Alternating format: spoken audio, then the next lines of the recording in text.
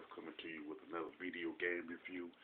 This time I'm reviewing Street Fighter 2010 the Final Fight for the NES, and it's made by Capcom. And the plot of it is that Ken's lab partner and fellow scientist Troy was murdered, and their invention called cyberplasm was stolen rather, and the cyberplasm gives people pretty much superhuman strength. And Ken pretty much decides to catch the killer by implanting himself with biotics. And the one issue that people have mentioned is kind of like a controversy in that some believe that this is the same Ken from the Street Fighter fighting series, mainly because of the fact that this particular game is a spin-off of the Street Fighter fighting franchise, and the fact that in the booklet Ken had retired from the Street Fighter fighting circuit after winning 25-year prize to become a scientist. Now, the connection that it has, for the most part, is implied for those reasons, but the Japanese version is his name is pretty much I forgot his name just that fast. It's like Jack Slater or something like that. I know it's not the name, but his name is different in the Japanese version.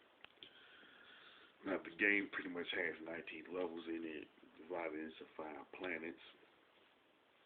You know what I'm saying? And it's a side-scrolling action platformer. And you do have to fight through different enemies to catch Troy's killer.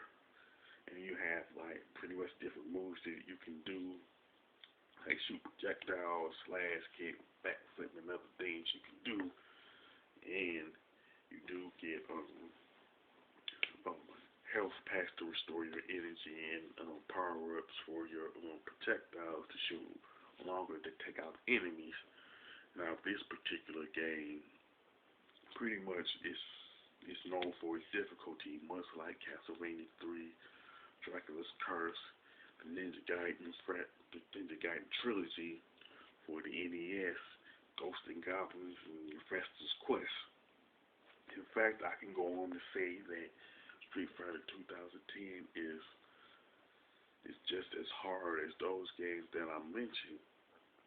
And the most frustrating part about this particular game is that before you beat the final boss, there's 3 other bosses that you have to fight.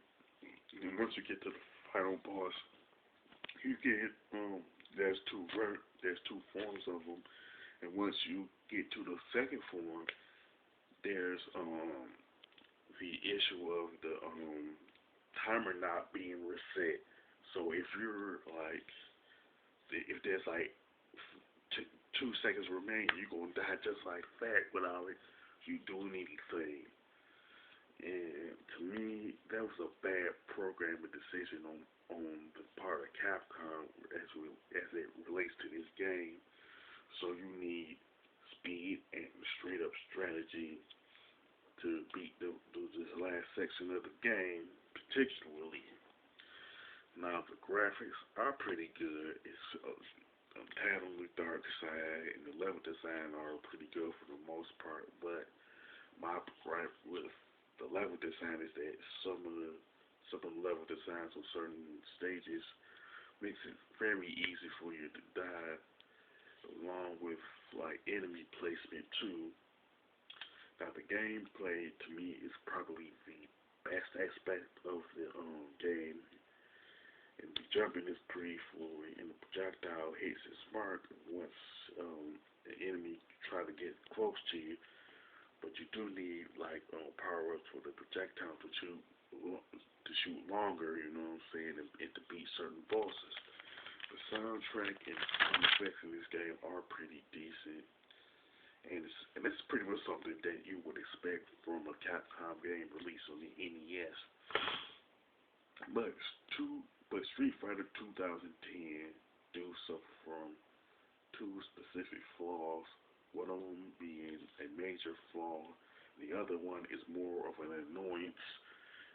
Now, the major flaw is the difficulty because of some of the bosses, you know what I'm saying, and when level design of certain stages do make it very easy for you to die, you know what I'm saying, to the point of you get so frustrated that you want to break the controller and everything.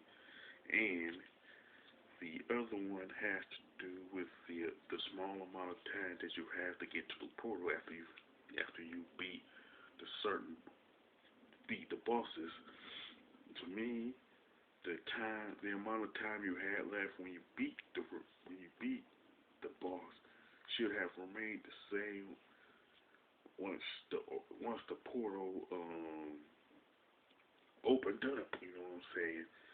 I honestly blame the flaws on bad programming decisions for Street Fighter 2010.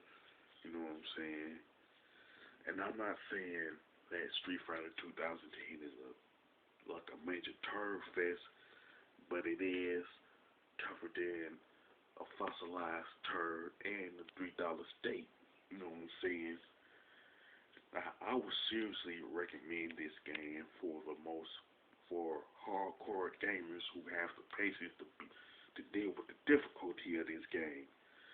And I would pretty much give this score a 7 because of the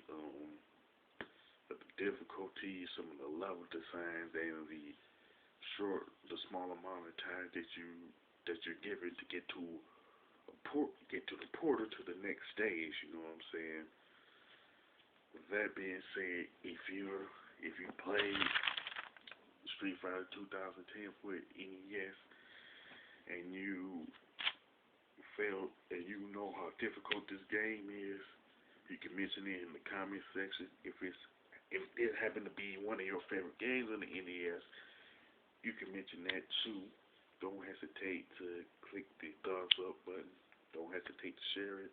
And don't forget to subscribe. This is your boy Big Metroid Fan 12 signing off.